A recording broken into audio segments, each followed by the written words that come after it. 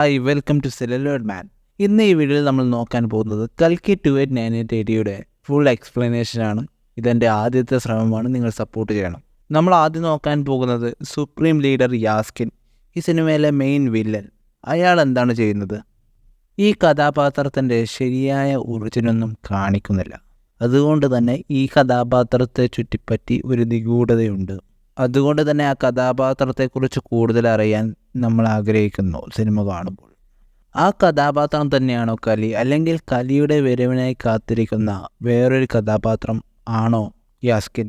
ഈ ചോദ്യത്തിനുത്തരം സിനിമ ഡയറക്റ്റായിട്ട് നൽകുന്നില്ല. എന്താണ് പ്രൊജക്റ്റ് കെ എന്ന് കൃത്യമായിട്ട് പറയുന്നില്ല. എങ്കിലും നമ്മൾക്കറിയാം, കലിയും കലിക്കും തമ്മിലുള്ള ഒരു വലിയ യുദ്ധത്തിലായിരിക്കും ഈ സിനിമാറ്റിക് യൂണിവേഴ്സ് അവസാനിക്കാൻ പോകുന്നത്. ഒരുപാട് പെൺകുട്ടികളെ തട്ടിക്കൊണ്ടു പോകുന്നു. എന്നിട്ട് അവർ ഗർഭിണിയാകുന്ന സമയത്ത് ഒരു പ്രത്യേക തരത്തിലുള്ള ഒരു വിത്ത് അവരുടെ വയറ്റിൽ ഇഞ്ചക്ട് ചെയ്യുന്നു. അവരുടെ വയറ്റിൽ നിന്ന് ഒരു പ്രത്യേക തരത്തിലുള്ള സിരം എടുക്കുന്നു. എന്നിട്ടത് യാസ്കിൻ്റെ ശരീരത്തിലേക്ക് കുത്തിവെക്കുന്നു. യാസ്കിൻ്റെ ബോഡി നശിച്ചില്ലാതെയാകാനായിട്ടുണ്ട്. അതുകൊണ്ട് തന്നെ ഈ സിരം ഉപയോഗിച്ച് ആ ക്യാരക്ടറിന് പഴയ യൗവനം തിരിച്ചു കിട്ടാൻ വേണ്ടിയാണ് ആ കഥാപാത്രം അങ്ങനെ ചെയ്യുന്നത്. സിനിമയുടെ അവസാനം കൽക്കിയുടെ അമ്മയായ സുമതിയുടെ വയറ്റിൽ നിന്നും ലഭിക്കുന്ന കുറച്ച് സിരം ഉപയോഗിച്ച് കമൽഹാസൻ തൻ്റെ യൗവനം തിരിച്ചെടുക്കുന്നു. അടുത്ത ക്യാരക്ടർ അമിതാഭ് ബച്ചൻ ചെയ്യുന്ന അശ്വത്ഥാമ എന്ന ക്യാരക്ടർ. മഹാഭാരത യുദ്ധത്തിൽ അശ്വത്ഥാമയ്ക്ക് പറ്റുന്ന ഒരു അബദ്ധം മൂലം ശ്രീകൃഷ്ണൻ ആ കഥാപാത്രത്തെ ശപിക്കുന്നു. ഭൂമിയിൽ പാവങ്ങൾ കൂടുമ്പോൾ, ഗംഗാനദിയിൽ വെള്ളം വറ്റുമ്പോൾ ഞാൻ വീണ്ടും ജനിക്കും. അപ്പോൾ മാത്രമാണ് നിനക്ക് ശാപമുക്തി കിട്ടുന്നത്. ഈ ശാപം ഉള്ളത് കൊണ്ടാണ് ആ കഥാപാത്രത്തിന് മരണമില്ലാത്തത്. കൂടാതെ കൽക്കിയുടെ അമ്മയെ സംരക്ഷിക്കണം എന്നും കൂടി ശ്രീകൃഷ്ണൻ പറയുന്നു. പക്ഷേ ആ ഒരു ലക്ഷ്യം പോലും ആ ക്യാരക്ടറിന് പൂർത്തിയാക്കാൻ പറ്റുന്നില്ല.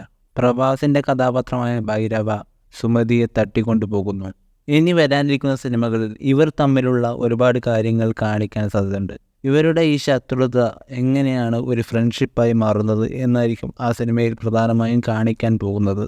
അതായത് പ്രഭാസിൻ്റെ ക്യാരക്ടറും അശ്വത്ഥാമയും തമ്മിലുള്ള ശത്രുത എങ്ങനെയാണ് ഫ്രണ്ട്ഷിപ്പായി മാറുന്നത് എന്നായിരിക്കും സിനിമയിൽ കാണിക്കാൻ പോകുന്നത്.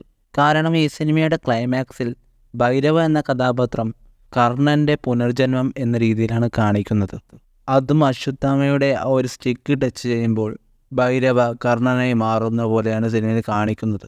എന്നിട്ട് സുമതിയെ രക്ഷിക്കുകയും ചെയ്യുന്നു. പക്ഷേ ഇതൊന്നും ഭൈരവ മനഃപൂർവ്വം ചെയ്യുന്നതല്ല എന്ന് കുറച്ച് കഴിയുമ്പോൾ നമുക്ക് മനസ്സിലാകും. കാരണം ബുജ്ജി ഭൈരവ എന്ന് വിളിക്കുമ്പോൾ ഭൈരവ വീണ്ടും ഭൈരവ തന്നെയായി മാറുകയും സുമതിയെ തട്ടിക്കൊണ്ടുപോവുകയും ചെയ്യുന്നു.